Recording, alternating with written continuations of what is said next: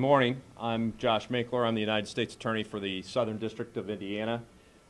Many in this community here in Plainfield, of course, remember December of 2015 and early January of 2016.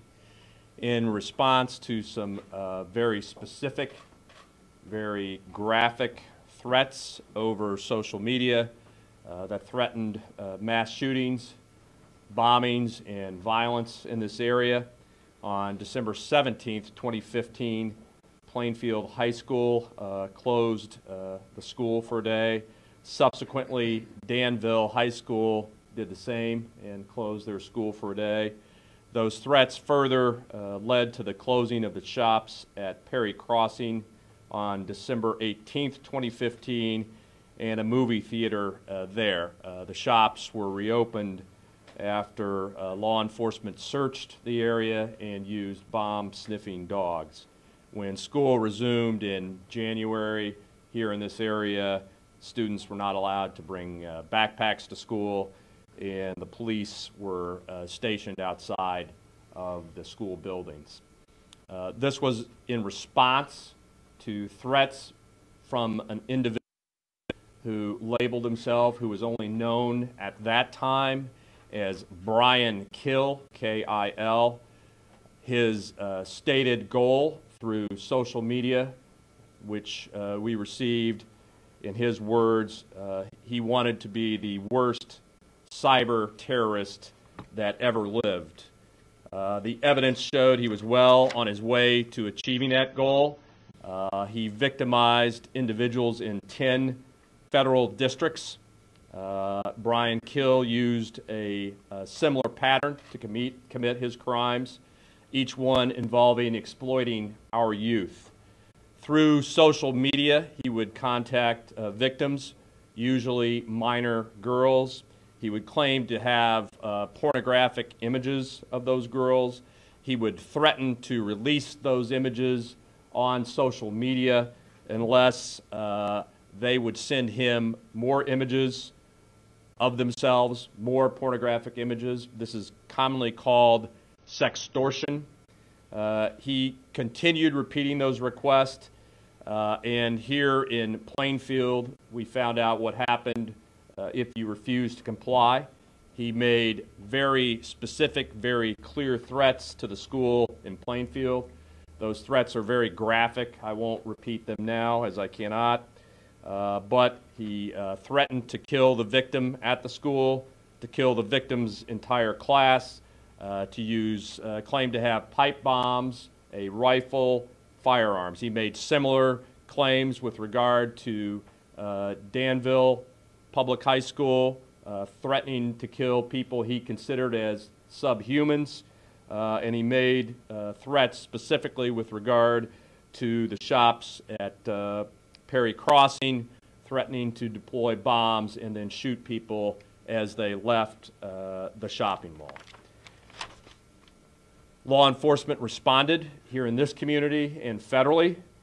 We used traditional law enforcement techniques to try to trace Brian Kil back in January of 2016.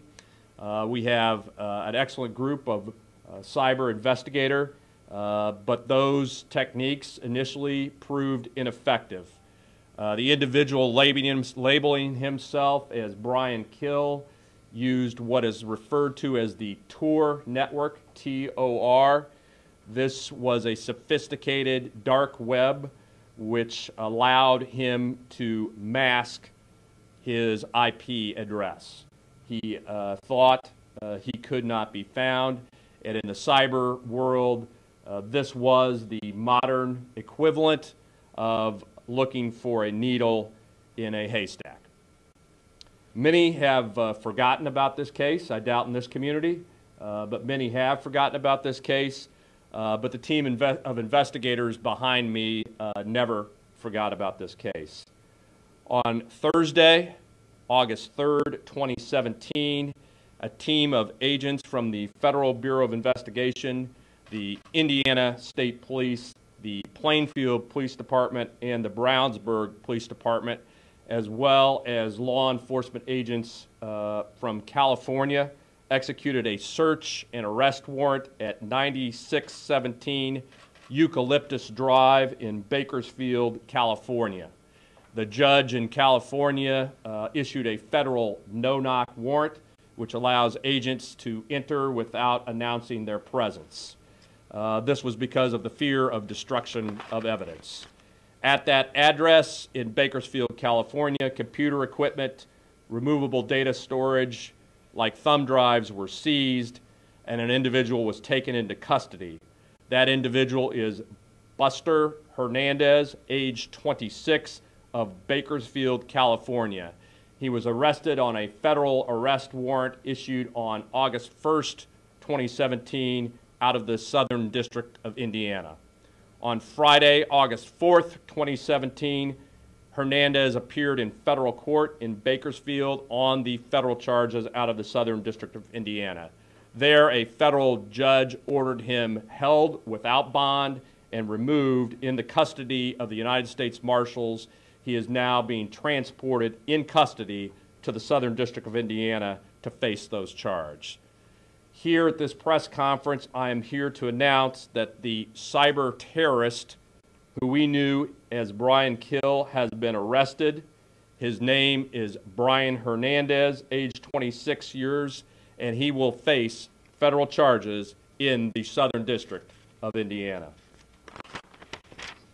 The federal charges that he will face are threefold. First, sexual exploitation of a child, or sextortion, for sextorting victim 1 in Plainfield between September 2014 and January 2016 rather. That crime carries a mandatory minimum penalty of 15 years in federal prison and a maximum penalty of 30 years in prison. He also faces charges for threats to use an explosive device. That occurred on or about December 17th, 2015. For that charge, he faces a penalty of 10 years in prison. He also faces charges for threats to injure another person using interstate commerce. That crime carries a penalty of up to 5 years in prison. All of those charges and the evidence supporting those charges are contained in a 37-page federal criminal complaint, which has been provided for you. I would like to make 4 points about this case. First of all, the complaint obviously only identifies 3 victims. As I mentioned before, law enforcement has identified victims in at least 10 federal districts, possibly more.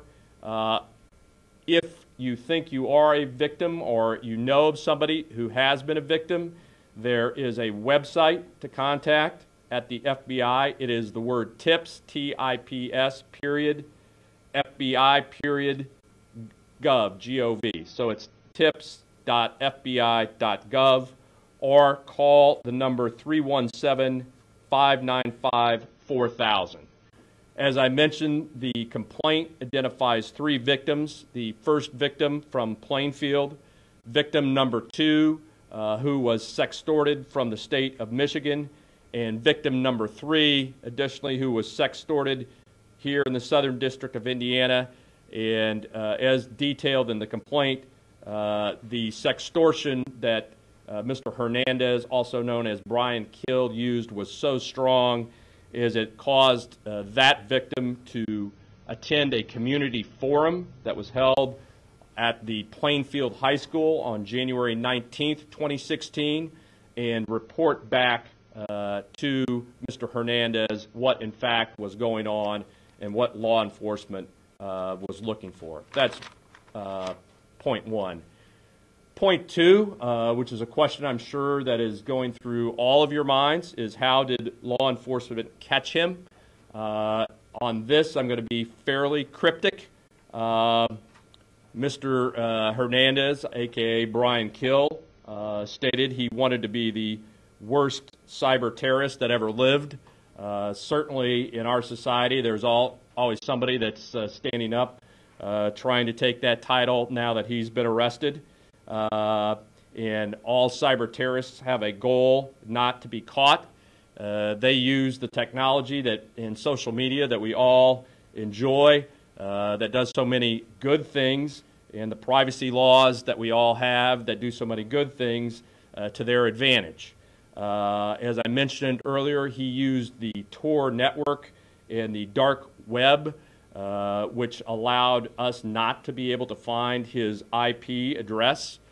The work that has been done to find him has been astronomical. Over 100 federal and state search warrants have been issued and used in this case, searching things such as email accounts and Facebook accounts, trying to find, as I said, the needle in the haystack. More than 200 grand jury subpoenas have been issued, as I stated, trying to find the needle in the haystack. We had court authorization for over 20 types of electronic surveillance, including, finally, a Title III electronic wiretap on Mr. Hernandez's computer. We installed a poll camera outside the residence in Bakersfield, and we conducted hundreds and hundreds of hours of surveillance.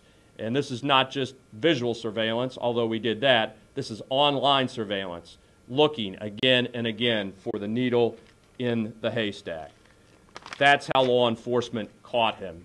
At the end, and the thing I'm going to be a little bit cryptic about, we used a device which is called a NIT, N-I-T, which is a piece of computer code, as detailed in the complaint. If that NIT is installed in a image or document and a cyber terrorist opens that, it does allow law enforcement to find the IP address. I cannot give you a more detailed explanation except to say the rest of the technique is law enforcement sensitive. The third point I want to make, and I think it's an important one, is that sextortion is a real crime. Individuals are looking to exploit our children. Individuals are looking to put communities in fear. Individuals are looking to shut down schools and shopping malls. We constantly, all of us behind us, try to provide training and education to our youth. I know our youth thinks they can take a picture of themselves and send it to their friends, and that goes away. But the reality of it is it doesn't go away. You don't control where that image goes. Many times it ends up in bad hands. And in this case, those images ended up in the hands of an individual who is a proclaimed cyber terrorist who is looking to sextort the victims. So be aware, if you're a youth and you are taking pictures of that and sending it to your friends, those pictures don't go away, and they can and will and often do end up in the wrong hands. The final point that I want to make, and I think it's an important one, is about the Southern District of Indiana. And clearly, I'm very provincial, and I take a lot of pride in what we do. Buster Hernandez, also known as Brian Kil, never stepped foot in Indiana. He never put one foot in Indiana. Now he's being transported by the United States Marshal Service via Con Air to this district to face federal charges. He will be in federal court in the Southern District of Indiana to face those consequences. For individuals that victimize our children here in the Southern District of Indiana, these men behind me will give full meaning to the long arm of the law. Even if you are in Bakersfield, California, and you never set foot in the Southern District of Indiana, you will face the harsh consequences of a federal prosecution. And just to make it clear, what are those consequences? It's not probation, it's not time served, it's not community corrections, it's not a halfway house or home incarceration. The consequences for exploiting our children in the Southern District of Indiana is federal prison, behind a wall, usually in another state. If you don't believe me, ask former Subway pitchman Jared Fogle, who these men investigated. And he chose to exploit one of our children. He's now living behind prison walls for at least 15 years. If you don't believe him, you can go up to Michigan and ask former Park Tudor coach Kyle Cox. Two-time state basketball champion, coached players that play at the top colleges in the NBA. He's now living inside the prison walls for 14 years. The consequences for exploiting our children in the Southern District of Indiana are harsh. And these individuals will not rest until the individual that exploits our children is identified, investigated, federally charged, and sent to prison. The individuals behind me have a list for federal prosecution, and it is a list that nobody wants to be on. I'm happy to be joined by the individuals behind me that worked for 20 months that did not give up on this case, whose agencies and under their leadership worked to bring this individual to justice. And without them, I wouldn't be standing here today. The first is my partner, the special agent in charge of the Federal Bureau of Investigation, the lead federal law enforcement agency on this case, Jay Abbott. Jay? Thanks, Josh. Good morning. To the Brownsburg and Plainfield Police Department and Indiana State Police, many, many thanks from the FBI for your steadfast contributions to this case. We couldn't have done it without you. This was a very unique and complex investigation that highlights the tenacity, perseverance, expertise, and dedication of all those involved, but particularly the FBI. This was a top priority of our Crimes Against Children Task Force.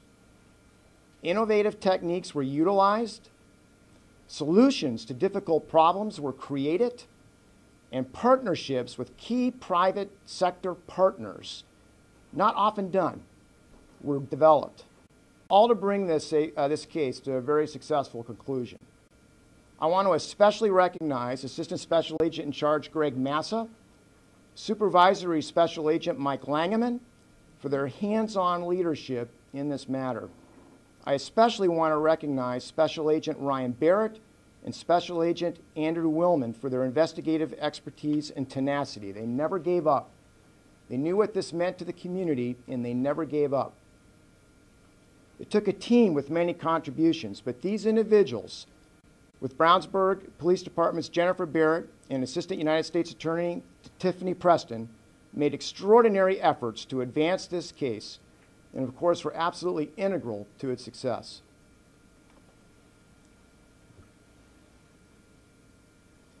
In the late fall, in December of 2015, very graphic and threatening remarks on the internet were directed at Plainfield High School students, teachers, personnel, and the entire community. Shortly after that, in January of 2016, January 19th, I was one of those officials who stood before concerned parents and community members in that Plainfield High School auditorium to try and provide some answers. We were all frustrated with the circumstances that we were facing. We promised that we would not give up and that we would find the person who had been threatening the high school and victimizing young girls. Now, I know for some, it will never have been done soon enough because of what you had to live with for perhaps the last 2 years. But this is what the FBI does best. We undertake the most difficult and complex investigations, never give up, and bring these cases to a conclusion. The FBI takes a solemn oath to protect the American people and uphold the Constitution. And I will tell you today, I am extremely proud to say that in this case, the FBI exhibited this mission with a passion and a purpose to serve its community. And I'm immensely proud of our FBI personnel for this amazing work. Thanks, Josh. Thank you. As I stated earlier, Mr. Hernandez, a.k.a. Brian Kil, is alleged to have committed crimes in 10 separate federal districts that we know of. I'm very provincial. I would put our prosecution and investigation team on cyber crimes, particularly crimes against children, up against any team in the country.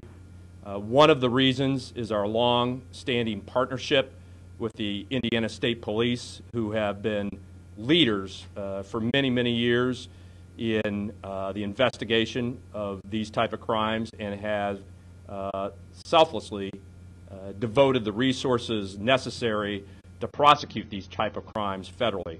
And a big reason behind that is the superintendent, Doug Carter. So I'm glad the superintendent is here to join me today for what I see as yet another in a long line of success stories of our partnership.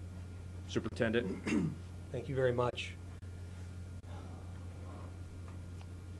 Every keystroke, every image, every video that's sent or received is recorded forever. My gosh, I hope people hear that. Even for sick individuals like Brian Kil, I hate to even reference his name, thought he could hide under the cover of the dark web. Not with the expertise of the FBI in the United States of America. He did not hide. So is today the day, for those that are watching, that is your day? When you go to sleep and when you wake up, is today your day that we'll find out who you are?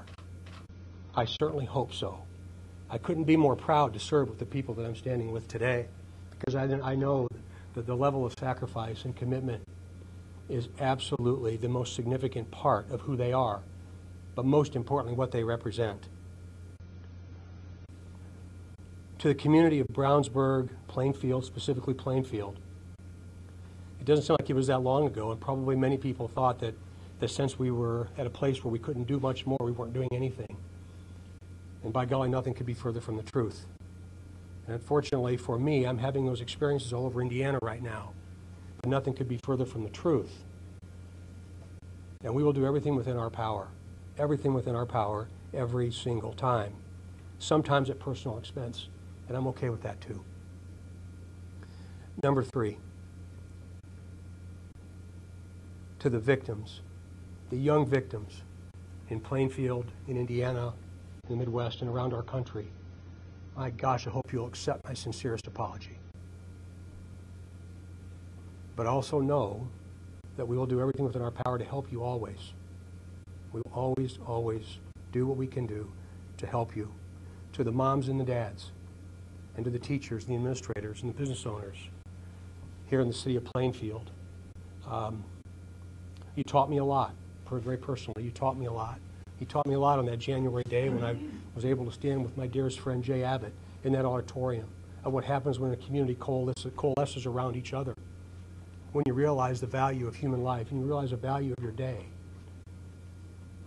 That was an extraordinary moment in time for me to be able to look out into that full auditorium and experience that, even though at that time some of you were very angry with us. But again, you taught me a lot about human life, and I'm very, very grateful. And finally, to the unsung heroes, Jay referenced several of them from the FBI. Jennifer Barnes, Chris Carter, multiple FBI agents,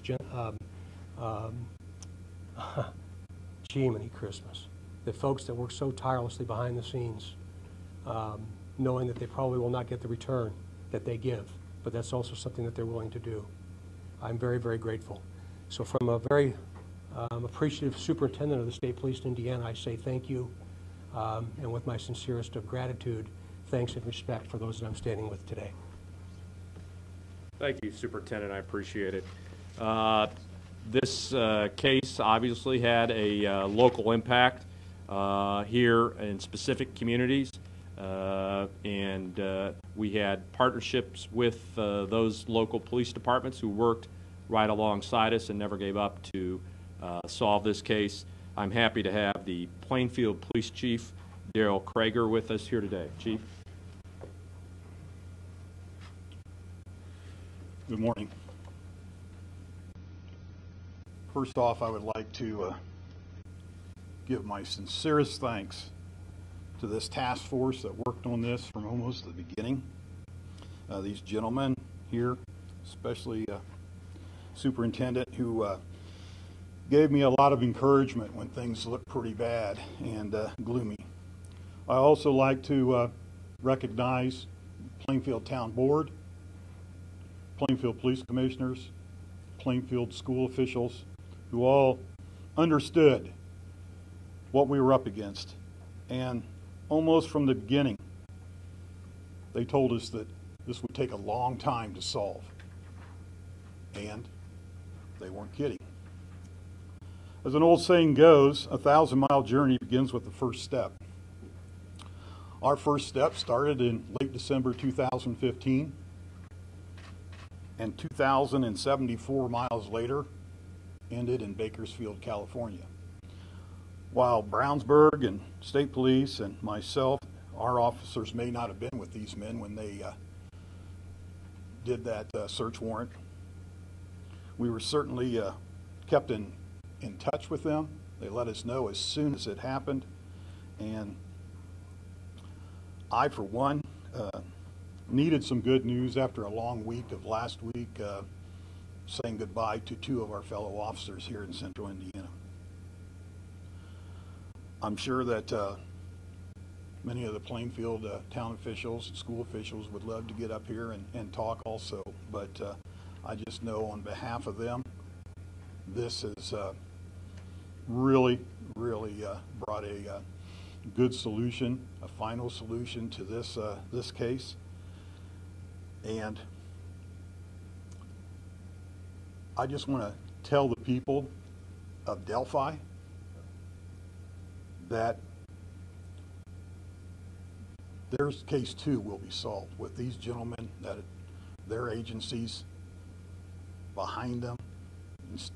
You can see they just don't ever give up. So I can't express my thanks enough to all the agencies involved in this, local, state, and federal. And hopefully that we'll never have to come together again on such an issue. Thank you. I've got to clarify a mistake I made. Chris Cecil is in the back. I think I called him Chris Carter. I didn't mean to do that.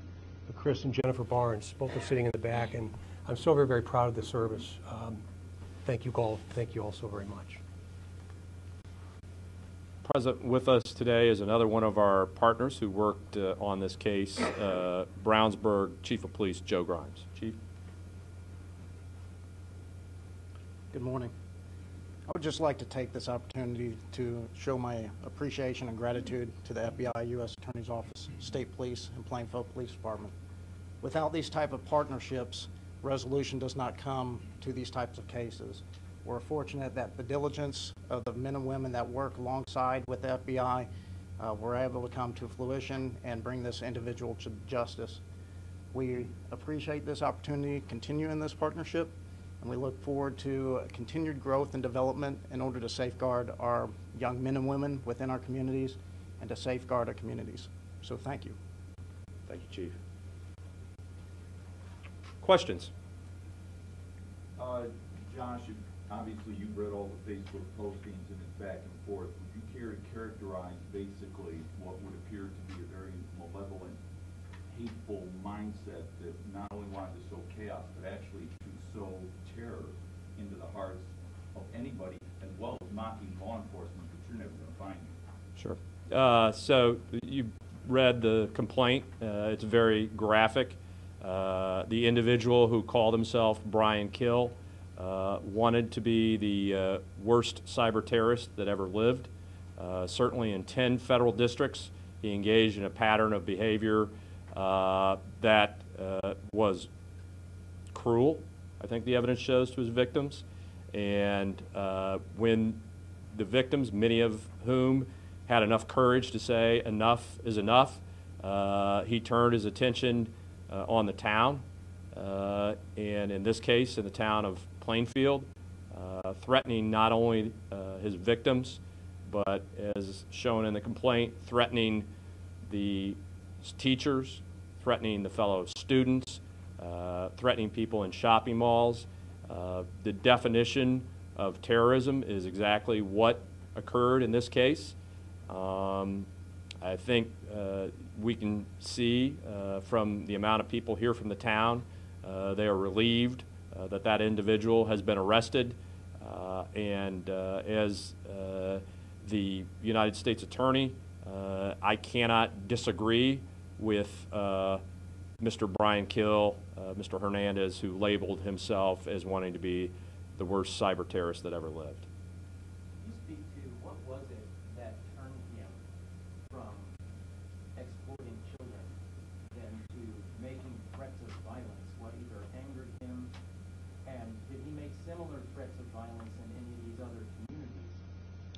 Sure. So what his motive was for doing this would be speculation by my part, so I really can't speculate to that. But I think what you see in sextortion crimes, these are not, as some would believe, sexual crimes. They have nothing to do with sex. They have to do with violence and control. And so what you see here in this case is ultimate control through threats of violence, which is certainly consistent with what you see in crimes of sextortion. As to the other districts, I cannot speak to that, except to say many of the other districts where we have received complaints experienced many of the same type of threats when the victim's demands, with the demands that he put on the victims, were not met. Are there any potential charges against any enablers or others who may have even not intentionally been involved with him? Certainly, yeah. The investigation continues, like all of these. We're looking for more information about how widespread this was. As you can imagine, we identified this guy about a week ago, and as soon as we were comfortable with the evidence as outlined in the complaint, we wanted to get him off the streets immediately before and put a stop to this. Are you able, from what you've gathered on him, to view his network to determine, are most people either just observing him, or does he have the potential, just like he referred to the Columbine killers, does he have the potential to almost become a dark net cult hero where you've got other people lining up behind him watching what he did? Sure. Well, as we mentioned, we executed search warrants, seized all the digital evidence, hard drives, computers, thumb drives. That search process is ongoing. The evidence we have is detailed in the complaint. But we are concerned about copycats, somebody that would try to follow this, and certainly I can speak only for the Southern District of Indiana that if that is done here, they will face the same fate and the same dedication and be brought to justice. One of the reasons I did point out our success in a lot of high visibility cases is to point out, there are consequences. Society here in the Southern District of Indiana should be quite comforted by the fact to know maybe this won't deter people because they think they won't get caught, but when they are caught, they will get hammered. That's what we do in this district. In these other 10 possible cases, have they been going on for years before Brian Kil threats started? At similar time frame. Do you know what states you can reveal? Sure. California, Wisconsin, Michigan, Illinois. Any idea how many man-hours were put to this case, and is that more of a sign of how difficult it was, or just the determination? Yeah, I haven't actually done the math. But it's clearly both. It was difficult. 100 search warrants, one after another, for 20 months is a lot of work. Hundreds and hundreds of hours of surveillance, online surveillance. Profiling and excluding victims, profiling and excluding targets, court orders. It's a lot of work for the attorneys, the agents, and the officers in this case. So two things. One, it was a lot of work, as I made clear. And two, as your question begs, would others have given up? I don't know. I just know this crew behind me did not give up and continue to pursue this. Jay, would you like to talk to that? Yeah, I'd like to just add to that comment. First off, Josh did allude to the fact that we're very forward, I think, in the country in our capabilities for these types of cases. But certainly our Child Exploitation Task Force, whenever we have cases that involve the children being exploited, we investigate those with a real sense of urgency. We give a lot of dedication and time, and we never give up on all the cases that we have. But certainly when it comes to children, the most vulnerable segment of our society, that has to be investigated with a real sense of urgency. And despite the long period of time it took, that's what we were doing every day in a manner to try to get it to a conclusion so we could stop what was happening to what we've learned, young girls across the country. Jay, not to glorify this alleged deeper understanding of how complex this investigation was. It almost seems that the FBI itself had to go through a learning curve to dig so deep into the dark web. Could you walk us through that? Well, as Josh gave you the specifics as far as we can go, but what I can tell you, it was very sophisticated. And it was extremely complex for us to be able to follow that trail. But that's what the FBI does best. We take things that are hard, and if not for the FBI, who? And we have a number of assets back at Quantico, Virginia, in our Operations and Technology Division, who are able to provide the brightest minds and techniques to be able to help us with these very type of cases.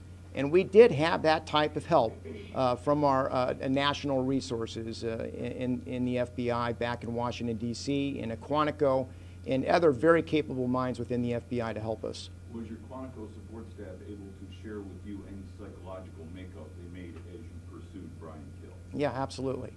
And that helped in the investigation. It wasn't the conclusive aspect, but it certainly all helps. And we used every asset that we felt would be applicable to getting us where we needed to be in this investigation. And can you share the specifics of some of that profile with us on the type of guy you were looking for? Yeah, you know, that would be a detail for my special agents to answer directly, and that will probably come to light, I think, in the indictment as we go forward in the complaint. But I couldn't give you specifics, although I was very pleased when my special agents contacted me from California and advised that it was over. How key was it to keep Brian Kil to keep engaging with victim one when actually victim one at some point became an FBI agent? It was an aspect of the investigation that was important, but certainly not the only thing. And again, the complexity of this case required many facets to come together. And the special agents involved with this case and the computer forensics that had to be done by those who were helping with this case is really complex and complicated. As Josh referenced earlier, the evidence that's been seized is also encrypted. Some of it in a very clever way. But we're going to be getting assistance with that from our experts at Quantico, and we're going to be able to get into that, hopefully. And that's going to be a treasure trove, I think, of evidence that we're going to have to go through as we determine additional victims and perhaps enablers. Does this guy have any kind of day job, or what can you say about his background that would give him the expertise and training, the skills to operate around Don't know. the dark web? And, you know, where do you learn all this?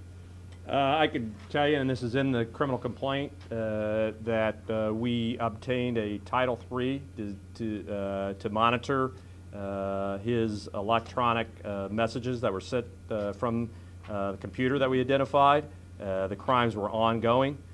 He was surveilled, including with a poll camera. He left the house one time in 30 days. During the apprehension of Mr. Hernandez, did he make any statements, or did he show any shock or surprise that he was teaming? Can't comment on that.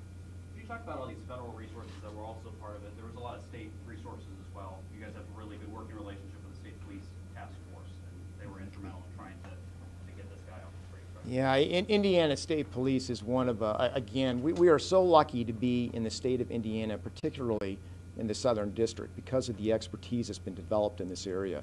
Indiana State Police, led by Superintendent Doug Carter, and just his impassioned support for these types of investigations, have developed a capability that really, I don't want to sound overconfident, but certainly we have abilities because of the work that we've done, and in the cases that we've gained experience in, that we are able to do these cases unlike most other jurisdictions, for sure. What did investigators learn from this case that will either prevent this from happening again down the road, or if it does happen, keep a suspect from wreaking so much havoc? You know, because of the sophistication that people that this person used in utilizing the Tor network, it's very difficult. And unfortunately, these tools are more readily available for those who know where to look for them on the internet. And if they take the time to research it and understand it, they can do things like this. But those persons also need to understand that the FBI, and particularly in the Southern District of Indiana with the Indiana State Police and the partnerships that we have, they're not going to be successful. They're going to be caught at some point.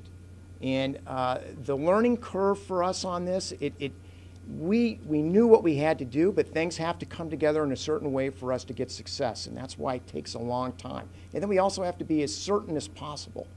And so each time we do these, we'll be a little bit better and a little bit quicker, but it's not, that's not to promise that it wouldn't take the same amount of time, if not longer, on the next one. For folks not familiar with the dark web, what's the basics? Sure. So you have the dark web and the Tor network.